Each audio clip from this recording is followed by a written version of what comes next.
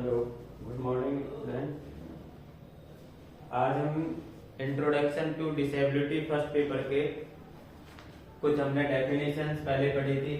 Disability के बारे में परिचय हमने पढ़ा था, डिसेबिलिटी क्या होती है, और डिसेबिलिटी के अंदर ही हमने क्षति, अक्षमता और विकलांगता के बारे में जानकारी प्राप्त की। आज हम पढ़ेंगे विकलांगता के प्रकार। विकलांगता कितने प्रकार की होती है? विकलांगता के प्रकार। विकलांगता के जो प्रकार हैं हमारे RPWD एक एक्ट है। ये सबसे पहले 1995 में ये सरकार के द्वारा लागू किया गया था। स्पेशल स्टूडेंट को शिक्षा दिलाने के लिए, स्पेशल स्टूडेंट को समाज में सम्मान दिलाने के लिए, उनके अधिकारों की रक्षा के लिए, उनको सुरक्षित रखने के लिए एक एक्ट बनाया गया, RPWD एक्ट 1995। हमको यहाँ पर जो है परीक्षा में RPWD इसकी फुल फॉर्म भी पूछी जाती है। इसकी फुल फॉर्म भी आपको याद होनी चाहिए। R से जो है वो बनेगा राइट्स, P से बनेगा पर्सन और विद डिसेबिलिटी।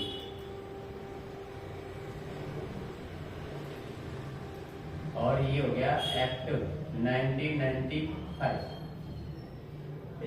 RPWD की ये आपकी फुल फॉर्म है, ये अपन को ध्यान रखनी है। यदि परीक्षा में आपसे RPWD की फुल फॉर्म पूछता है तो राइट्स पर्सन विद डिसेबिलिटी इसकी फुल फॉर्म होती है। अब अपन बात करते हैं विकलांगता के जो प्रकार हैं, वो RPWD एक्ट 1995 के अनुसार, किसके अनुसार? RPWD एक्ट 1995 के अनुसार विकलांगता जो है उसके 7 प्रकार होते हैं। विकलांगता के 7 प्रकार बताए गए।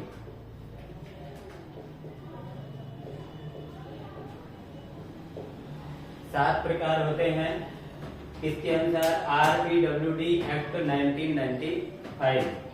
विकलांगता 7 प्रकार की होती है और विकलांगता के 7 प्रकार जो हैं वो हमको उनके नाम याद होने चाहिए और इसके बारे में भी हमको पता होना चाहिए कि भाई ये क्या होता है। जैसे 7 प्रकार कौन कौन से थे? पहला था दृष्टिहीनता। पहला था दृष्टिहीनता। दूसरा था अल्प दृष्टि। यहाँ पर अपन इनको लिखने के बाद में एक एक के बारे में अपन समझेंगे। तीसरा था कुष्ठ रोग।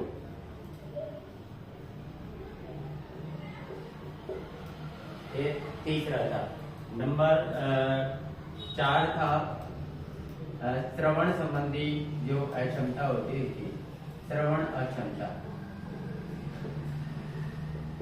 नंबर 5 था गामक क्षमता।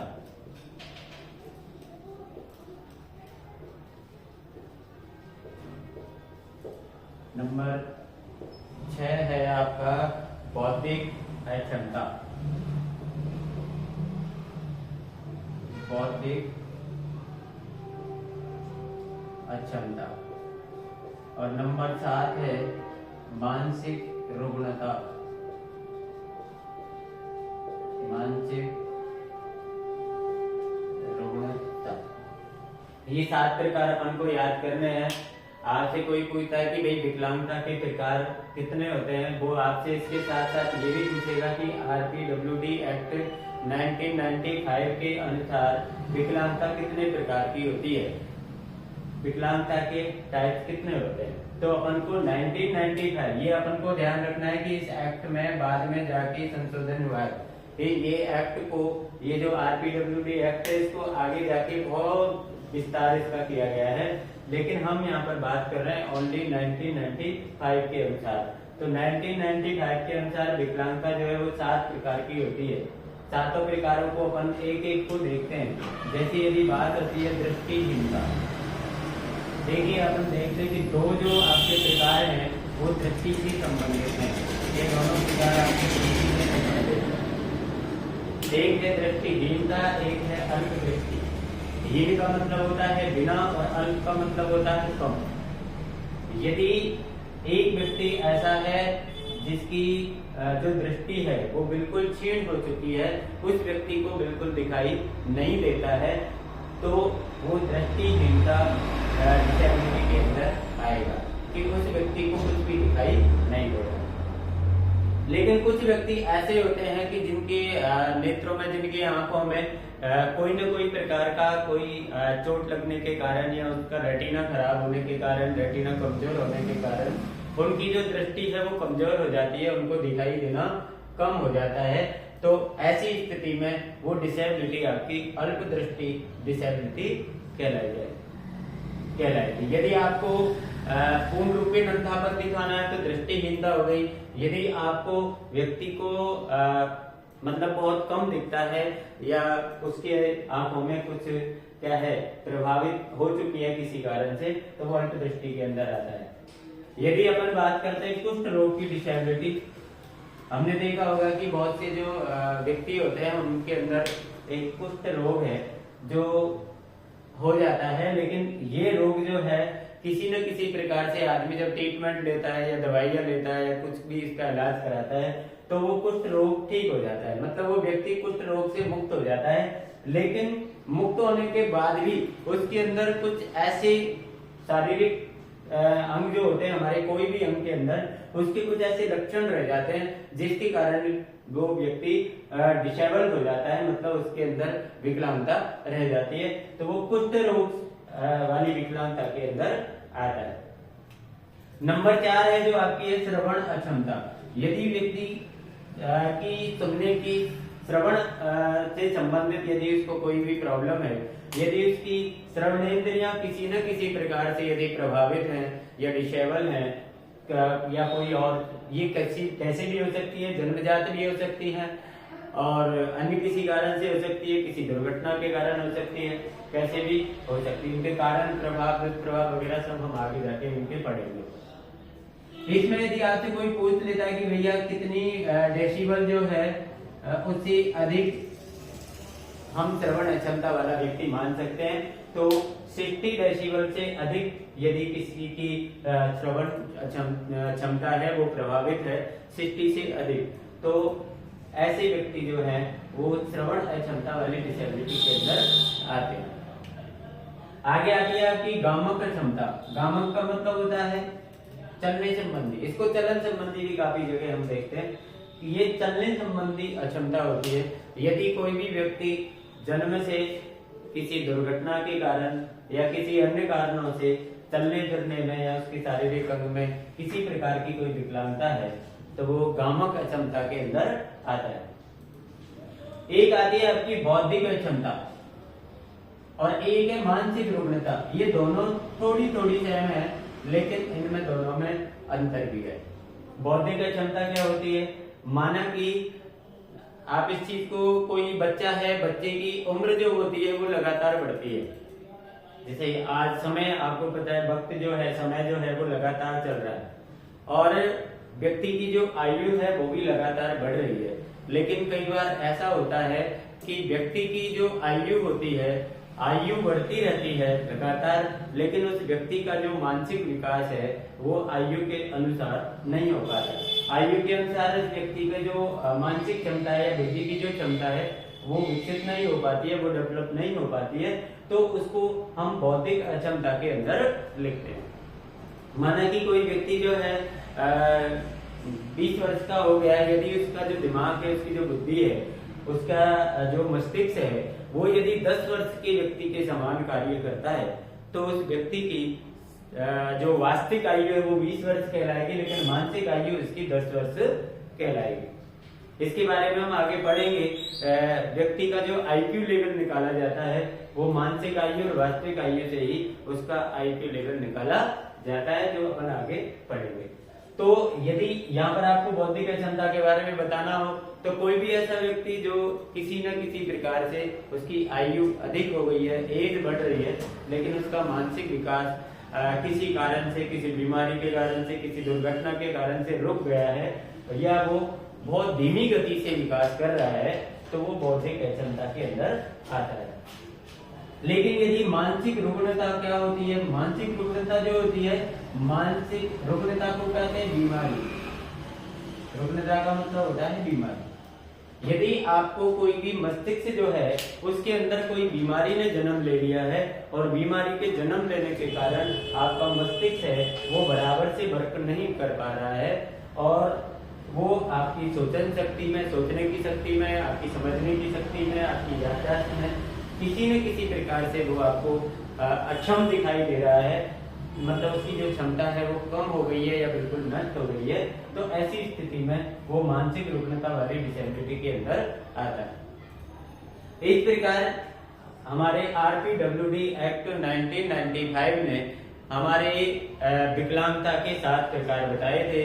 7 प्रकार आपको याद होने चाहिए, जिसमें पहला है दृष्टिहीनता, मतलब बिल्कुल अंधापन। दूसरा है अल्प दृष्टि, मतलब उसको कम दिखाई देता है। तीसरा है कुष्ठ रोग, जो व्यक्ति कुष्ठ रोग से सही होने के बाद भी वो किसी न किसी प्रकार से सक्षम नहीं होते हैं, तो वो कुष्ठ रोग के अंदर आता है। श्रवण अक्षमता, यदि कोई व्यक्ति की श्रवण क्षमता जो है वो 60 डेसिबल से अधिक है तो वो श्रवण अक्षमता के अंदर आता है। गामक अक्षमता जो है वो चलन संबंधी है। यदि किसी व्यक्ति को चलने में, फिरने में, कोई भी कार्य करने में यदि प्रॉब्लम है तो वो गामक अक्षमता के अंदर आता है। एक है बौद्धिक क्षमता, जो मैंने आपको अभी बताया कि जब व्यक्ति की आयु के अनुसार बुद्धि का विकास नहीं हो पाता है तो वो व्यक्ति बौद्धिक अक्षम होता है, उसकी जो दिमाग है वो कम रह जाता है, उसका विकास नहीं हो पाता है। और मानसिक रुग्णता, मतलब यदि उसके मस्तिष्क में कोई भी बीमारी हो जाती है तो बीमारी के कारण वो उस व्यक्ति का मस्तिष्क खराब हो जाता है या मस्तिष्क जो है वो कमजोर हो जाता है, याददाश्त गिर जाती है, किसी सोचने की शक्ति है, समझने की शक्ति है वो क्षीण हो जाती है, कम हो जाती है, तो वो मानसिक रुग्णता के अंदर आता है। इसमें अपन को याद करने वाली जो चीज है वो ये है कि RPWD एक्ट 1995 में लागू हुआ था। इसकी फुल फॉर्म में क्या है ये अपन को याद होनी चाहिए। ये आपको वाई के समय भी बहुत अच्छे ढंग से इसको पूछा जाता है, इसके प्रकारों को पूछा जाता है, लेकिन वाई के समय कभी वो 1995 वाले प्रकारों को बहुत कम पूछता है वाई में, वो 2016 वाले जो है उनको पूछता है, वो भी अपन आगे पढ़ेंगे। लेकिन फुल फॉर्म आपको याद होनी चाहिए, राइट्स पर्सन विथ डिसेबिलिटी, मतलब जो विकलांग बच्चे हैं उनके अधिकारों के संरक्षण के लिए इस एक्ट को बनाया गया था कि जो बच्चे हैं उनका जो अधिकार है वो सुरक्षित है या नहीं, उनके अधिकारों को में समानता है कि नहीं, उनके जो अधिकार दिए गए वो उनको प्राप्त हो रहे हैं या नहीं हो रहे। ये क्लियर है आपकी चीजें। अब अपन पढ़ेंगे इसके बाद जो है ना RPWD एक्ट 95 के बाद में जो एक्ट आया था 2016, जो भी आपकी परीक्षा की दृष्टि से इम्पोर्टेंट रहता है, वो भी अपन को पढ़ना बहुत जरूरी है। अब हम इसको हटाएंगे यहाँ से 1995 और अपन पढ़ेंगे 2016। एक्ट वही है, आपको खूब पता है कि कोई भी सरकार कानून बनाती है, कोई भी एक्ट बनाती है, कोई भी अधिनियम बनाती है, कोई भी अनुच्छेद बनाती है, कुछ भी बनाती है तो उसमें समय समय पर परिवर्तन होते रहते हैं, समय समय पर उनमें संशोधन होते रहते हैं और वो संशोधन हमें आगे बढ़ने देते हैं। यहाँ पर हम RPWD एक्ट 2016 के बारे में पढ़ेंगे। फुल फॉर्म में कोई चेंज नहीं आएगा, वो फुल फॉर्म जो है वो वही होगी, लेकिन इसकी सबसे पहले जो हमको पढ़नी होती है वो होती है कि इसकी विशेषताएं क्या है, मतलब ऐसे क्या परिवर्तन है जो इसमें किए गए, मतलब इसको, इस अधिनियम को 95 से और 16 में पहुंचाने की आवश्यकता क्या हुई। ये एक चीज यहाँ पर आप और ध्यान रखें कि ये 27 दिसंबर 2015 को इस अधिनियम को हमारे तत्कालीन राष्ट्रपति के द्वारा हस्ताक्षरित किया गया था। मतलब उस समय हमारे भारत के जो भी राष्ट्रपति थे वो 27 दिसंबर 2016 को आरपीडब्ल्यूडी एक्ट 2015 पर उन्होंने हस्ताक्षर किए थे। इसकी क्या विशेषताएं रही, मतलब इसकी जरूरत क्यों पड़ी, क्या इसमें परिवर्तन किए गए, तो अपन उनको एक एक करके देखते हैं कि क्या परिवर्तन किए गए। पहली बात तो जो थी, जो विकलांगता की परिभाषा है, विकलांगता की परिभाषा को विस्तारित किया गया, विस्तारित किया। मतलब जो हमारी विकलांगता की परिभाषा थी, पहले उस विकलांगता की परिभाषा को और विस्तारित करके और उसमें कुछ नई चीजें भी जोड़ी गई। जैसे हमने अभी पढ़ी थी कि विकलांगता के 7 प्रकार जो है 95 के अकॉर्डिंग है, लेकिन 7 प्रकार की विकलांगताओं को उसमें शामिल किया गया, लेकिन कुछ विकलांगता ऐसी है जो 7 प्रकारों में शामिल नहीं है। तो उन प्रकार की जो विकलांगता है उनको भी इसके अंदर शामिल किया गया 2016 एक्ट के अंदर। दूसरी जो इसकी विशेषता थी वो ये थी कि विकलांगता के जो प्रकार हैं, विकलांगता के प्रकार, ये पहले कितने थे? 7, पहले 7 थे, 7 से बढ़ाकर इनको बढ़ा दिया गया और इनको 21 कर दिया गया। दूसरी विशेषता थी इस एक्ट में क्या परिवर्तन आया, 1995 एक्ट में 7 प्रकार थे ये, लेकिन 16 में इसको 21 कर दिया गया। मतलब डिसेबिलिटी के जो प्रकार थे वो 7 प्रकारों को बढ़ाकर 21 प्रकार की डिसेबिलिटी कर दी गई। मतलब इसमें आपकी 14 मतलब 14 डिसेबिलिटी और ऐड कर दी गई। 14 प्रकार की डिसेबिलिटी को इसमें जोड़ दिया गया, जैसा कि आपने ऊपर भी हमने परिभाषा में इसको देख लिया है। तो डिसेबिलिटी की विस्तारित किया गया। यदि आपको और अन्य प्रकार की जो और विशेषताओं के बारे में यदि बात करें तो हमारे इस एक्ट के द्वारा केंद्र सरकार को,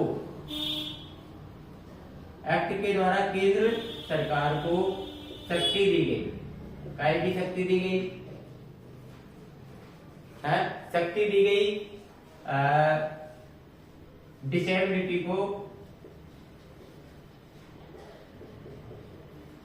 विकलांगता के प्रकारों में वृद्धि।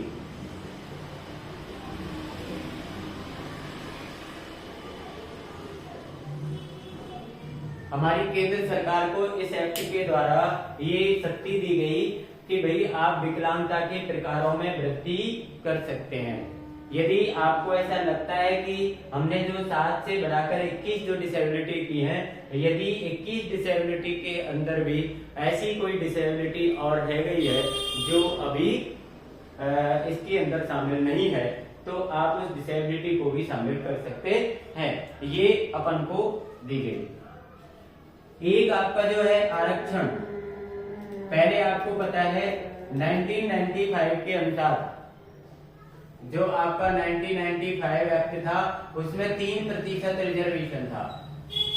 उसमें कितने प्रतिशत था? 3%। विकलांग को 3% रिजर्वेशन था, लेकिन उसको बढ़ा करके आरक्षण को 3% से 4% कर दिया गया। ये अपन को ध्यान रखना है कि इसकी क्या विशेषता थी। आपसे यदि कोई पूछ ले कि भाई 1995 जो है एक्ट और 2015 इन दोनों में क्या अंतर है, ये इनमें क्या परिवर्तन किया गया, 2016 जो एक्ट है उसको जो विस्तारित किया गया तो उसमें क्या क्या चीजें ऐड की गई, तो ये अपन को ध्यान रखना है कि ये रिजर्वेशन भी इसमें 1% बढ़ाया गया है। अगली बात जो है वो है शिक्षा से संबंधित। शिक्षा का भी विस्तार किया गया। क्यों? क्योंकि आपको पता है कि सबसे ज्यादा जो विकलांग बच्चों की जो प्रॉब्लम थी वो थी शिक्षा। विकलांग बच्चे जो होते थे वो शिक्षा से वंचित रह जाते थे, और वंचित रहने के भी अनेक कारण थे कि लोग उनकी शिक्षा पर ध्यान नहीं देते थे, घर में उनको इग्नोर कर दिया जाता था, घर में उनको शिक्षा की पर कोई ध्यान नहीं दिया जाता था। लेकिन गवर्नमेंट ने RPWD एक्ट 2016 में शिक्षा के विस्तार पर सबसे ज्यादा जोर दिया कि भाई शिक्षा को विस्तारित किया जाए, हर विकलांग बच्चे तक शिक्षा पहुंचे। इसके लिए एक इसमें नियम लागू किया गया कि 6 वर्ष से और 18 वर्ष का यदि कोई भी विकलांग बच्चा है तो उसको निःशुल्क शिक्षा दी जाएगी, उसको निःशुल्क शिक्षा दी जाएगी। ये इसमें प्रावधान रखा गया कि ऐसा कोई बच्चा विकलांग बच्चा है यदि वो 6 वर्ष का है और उसकी 6 वर्ष से 18 वर्ष की आयु के मध्य में है और वो किसी न किसी प्रकार की डिसेबिलिटी में आता है, 21 प्रकार की जो डिसेबिलिटी है उनके अंदर आता है, तो उस बच्चे को निःशुल्क शिक्षा का प्रावधान भी रखा गया। शिक्षा के अंदर एक पॉइंट तो आपका ये हो गया। एक पॉइंट शिक्षा के अंदर उन्होंने डाला कि समावेशी शिक्षा को भी प्रारंभ कर दिया। ये आपको आनी चाहिए कि समावेशी शिक्षा होती क्या है। पहली बात तो ये आपकी परीक्षा के लिए इंपॉर्टेंट रहेगा कि समावेशी शिक्षा क्या होती है। इसको इंक्लूसिव एजुकेशन बोलते हैं और इसको स्पेशल एजुकेशन बोलते हैं। देखो हमारे पास में 3 तरह की एजुकेशन होती है, एक जनरल एजुकेशन सामान्य शिक्षा, एक स्पेशल एजुकेशन विशेष शिक्षा, और एक होती है इंक्लूसिव एजुकेशन मतलब समावेशी शिक्षा। समावेशी शिक्षा के बारे में आपको जानकारी होनी चाहिए। जैसे मैं आपको एक एग्जांपल के द्वारा बता दूं कि स्पेशल स्कूल जो होता है उसमें ओनली स्पेशल बच्चे पढ़ते हैं, मतलब किसी न किसी प्रकार से यदि कोई बच्चा डिसेबल है, डिसेबिलिटी के प्रकार में आता है और उसको विशेष एजुकेशन की आवश्यकता है तो उसको हम स्पेशल विद्यालय के अंदर उसका एडमिशन दिया जाता है। यदि बच्चा नॉर्मल है, मतलब बच्चे को कोई प्रॉब्लम नहीं है, उसका जो है बौद्धिक विकास है वो सही है, किसी प्रकार की डिसेबिलिटी से वो ग्रसित नहीं है, तो वो जनरल स्कूल के अंदर एडमिशन लेता है और सामान्य शिक्षा को प्राप्त करता है। लेकिन यदि कोई ऐसा विद्यालय हो जो वहां पर कोई क्षेत्र के अंदर कोई विशेष स्कूल नहीं हो, मतलब उस विकलांग बच्चों को शिक्षा का कोई भी साधन वहां पर उपलब्ध नहीं हो, और उस सामान्य विद्यालय के अंदर यदि उस बच्चे को एडमिशन के लिए भेजा जाए, एडमिशन उसका लिया जाए, और यदि वो बच्चा वहां पर अध्ययन करता है, यदि वो बच्चा वहां पर सामान्य बच्चों के साथ पढ़ता है, तो इस शिक्षा को हम समावेशी शिक्षा के नाम से जानते हैं। इंक्लूसिव एजुकेशन और समावेशी शिक्षा के नाम से जानते हैं। तो इस पर भी हमको बढ़ावा दिया गया कि शिक्षा के अंदर आपको 2 चीज ध्यान रखने हैं। देखो हमने 5 विशेषता यहाँ पर पढ़ी है। अभी मैं इसको यहाँ से हटाऊंगा, फिर आगे की विशेषताएं अपन लिखेंगे, तो इनको एक बार आप और रिपीट कर सकते हैं। और आप जब भी इसको वीडियो को देखें तो आप चाहे तो इसको आप स्क्रीनशॉट लेकर भी आप अपने मोबाइल में रख सकते हैं। आपने 5 विशेषताएं पढ़ी है RPWD एक्ट 2016 की। पहली विशेषता थी विकलांगता की जो परिभाषा थी उसको विस्तारित किया गया। दूसरी विकलांगता के प्रकार जो थे वो पहले 7 थे, 7 से बढ़ाकर उनको 21 कर दिया गया, 7 से और बढ़ाया उनको इंक्रीज किया गया और 21 कर दिया गया। केंद्र सरकार को ये शक्ति दी गई कि भाई आप विकलांगता के कोई भी प्रकार है यदि 21 के अंदर वो नहीं आ रहे हैं, 21 प्रकार की जो डिसेबिलिटी उसके अंदर उसका नाम नहीं है, तो आप उसके प्रकारों में वृद्धि कर सकते हो, आप उनको बढ़ा सकते हो। नंबर 4 जो है विशेषता वो है आरक्षण जो था उसको 3% से 4% तक कर दिया गया।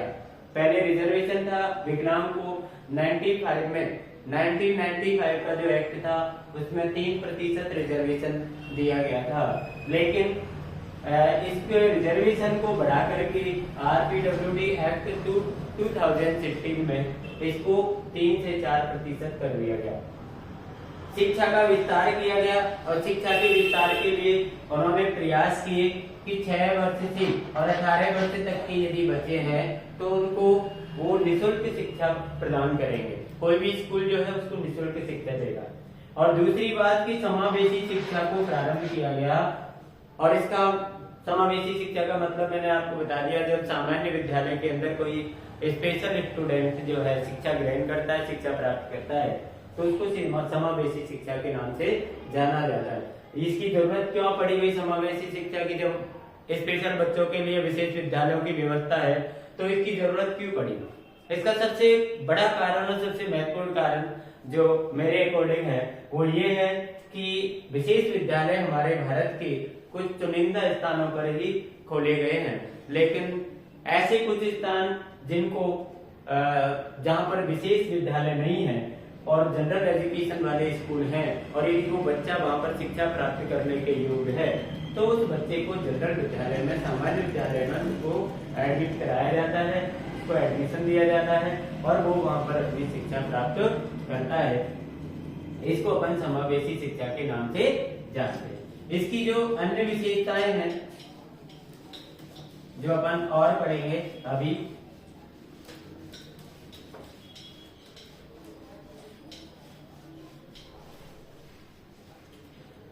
एक अगली विशेषता जो थी इसकी वो थी फंड की व्यवस्था।